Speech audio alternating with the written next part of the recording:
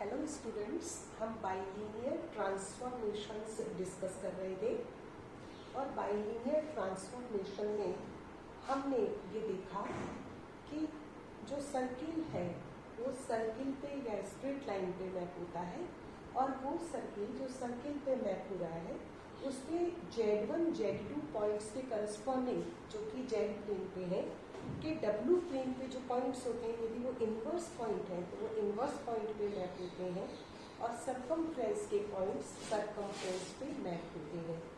अब हम एक और प्रॉपर्टी बाइलिनियर ट्रांसफॉर्मेशन को डिस्कस करते हैं जिसको हम कहते हैं cross ratio.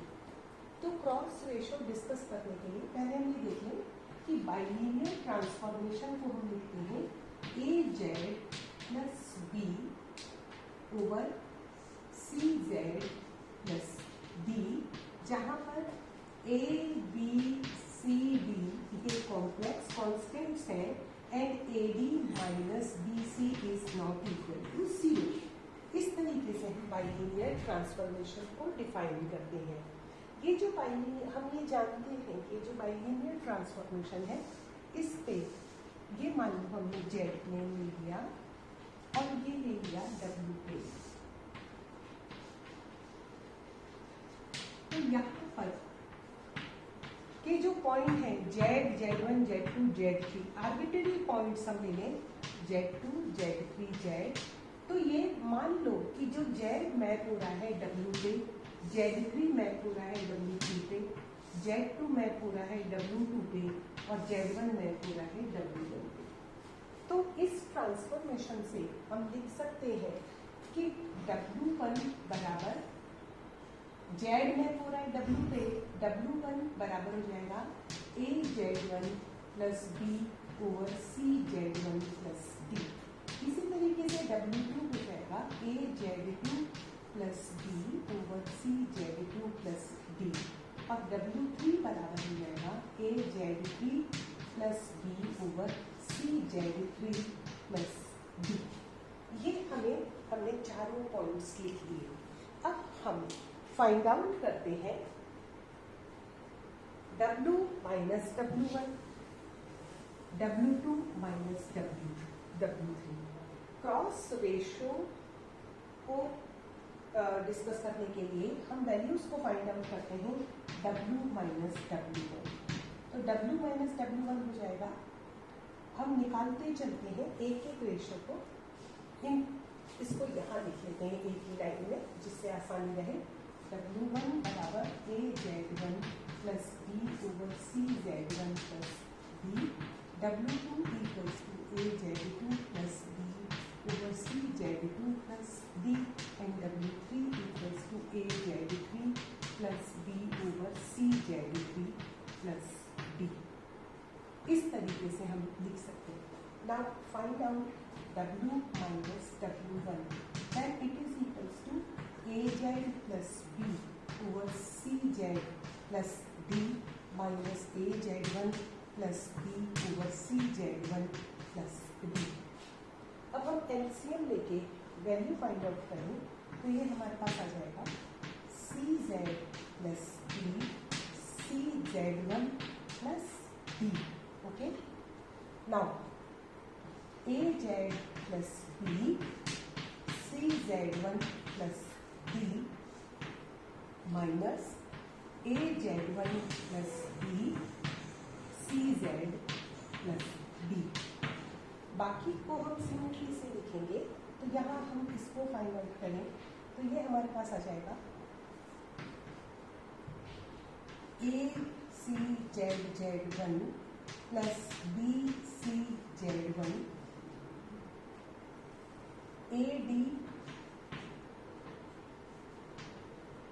ADZ plus BD minus, इसको मैं यहाँ लिखती हूँ, minus ACZZ1 minus ADZ1 minus BCZ minus BD over this equals to ये C Z plus D C Z one plus D, ये कैंसिल हो जाता है, ये कैंसिल हो जाता है, और B C minus A D minus B C common ले लें तो हमारे पास जेड माइनस जेड वन आ जाता है। तो अब मैं मिटा के यहीं पे इसको लिख देती हूँ कि A D minus B C common आ रहा है और न्यूमरेटर में बचा जेड माइनस जेड वन, और डिनोमिनेटर में हमारे पास सेम टर्म रहेगी सी जेड प्लस डी और सी जेड वन प्लस डी। अब हम फाइंड आउट करते हैं W2 माइनस W3। तो सिमिलरिटी से देखें तो ये हमारे पास आ जाएगा AD माइनस BC, जेड की जगह Z2 और W1 की जगह W3 है तो Z1 की जगह हम Z3 लिख देते हैं। आप चाहें तो इसको डिराइव करके भी देख सकते हैं, मैं सिमेट्री से लिख रही हूँ रिप्लेस के लिए। सी Z2 प्लस D और सी Z3 प्लस D, हमने W2 minus W3 find out किया है। अब हम फाइंड आउट करते हैं W1 minus W2। W1 minus W2 करते हैं तो अगेन AD माइनस BC, और W जहाँ जहाँ Z है वहाँ Z1 लिखना है तो यह आ जाएगा Z1 माइनस, और जहाँ Z1 है वहाँ Z2 लिखना है तो यहाँ पर हमारे पास ये आ जाएगा सी Z1 प्लस D और सी Z2 प्लस D। इसी तरीके से हम फाइंड आउट करें W3 माइनस, और ये हमारे पास आ जाएगा AD माइनस BC, फिर जहाँ Z है वहाँ Z3 और जहाँ Z1 है वहाँ जहाँ Z1 है वहाँ Z लिख दें ओवर सी Z3 प्लस D और सी Z प्लस D।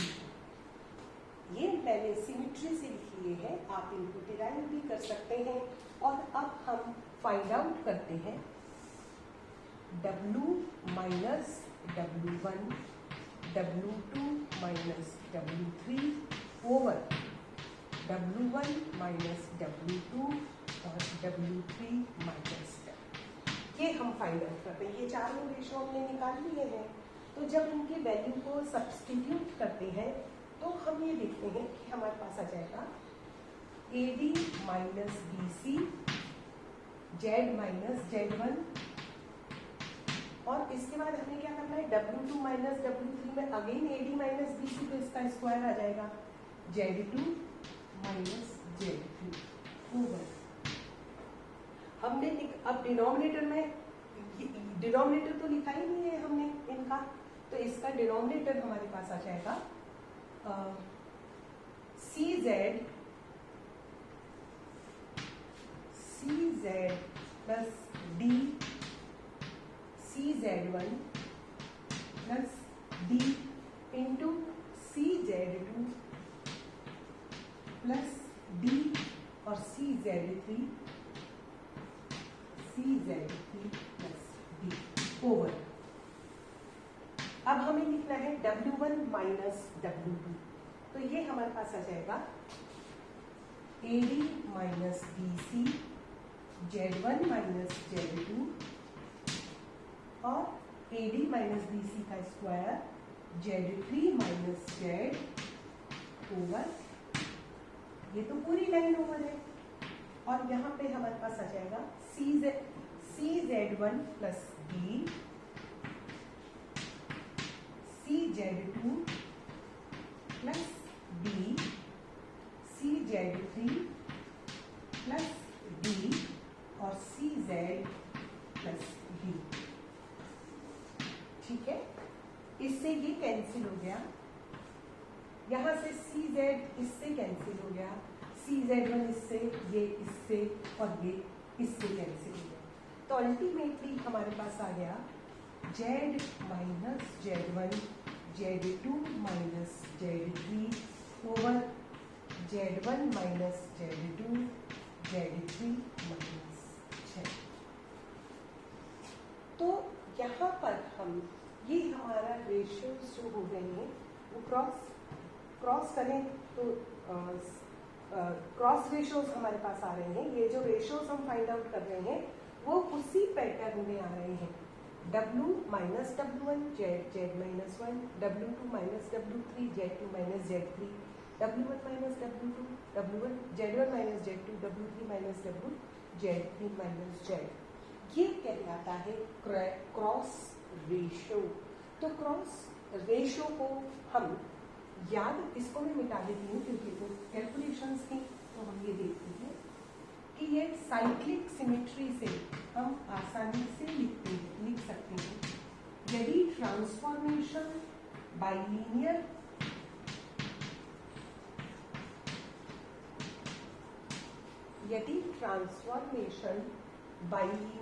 ट्रांसफॉर्मेशन है तो, और यदि ZW पर Z1 W1 पर Z2 W2 पर Z3 W3 पर लैप हो रहा है तो उस केस में ये जो रेशो हम फाइंड आउट करते हैं ये करस्पॉन्डिंगली प्रीवियस पॉइंट्स के रेशो से के उसी पैटर्न में आता है। और हम ये भी कह सकते हैं कि जेड प्लेन के पॉइंट्स को हम इस फॉर्म में रेशो फाइंड आउट करें तो वो डब्ल्यू प्लेन के भी करस्पॉन्डिंग पॉइंट्स से साइक्लिक रेशो के फॉर्म में हमारे पास आता है और ये कहलाता है क्रॉस रेशो। अब हम क्रॉस रेशो के कुछ क्वेश्चंस करेंगे।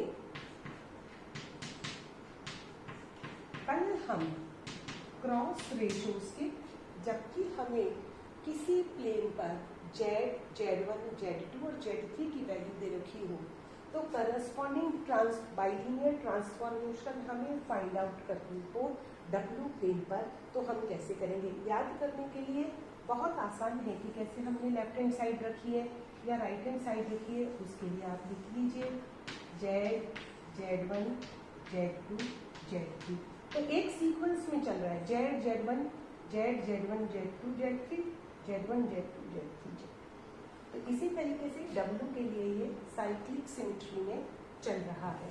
तो इस तरीके से हम क्रॉस रेशो को डिफाइन करते हैं फॉर बाइलिनियर ट्रांसफॉर्मेशन। ये तो हमने डिराइव करके देखा कि किस तरीके से हमने Z और W के को फाइंड आउट कर ली हमने वैल्यू। अब हम कल इसकी कुछ प्रॉब्लम्स को डिस्कस करेंगे। Thank you.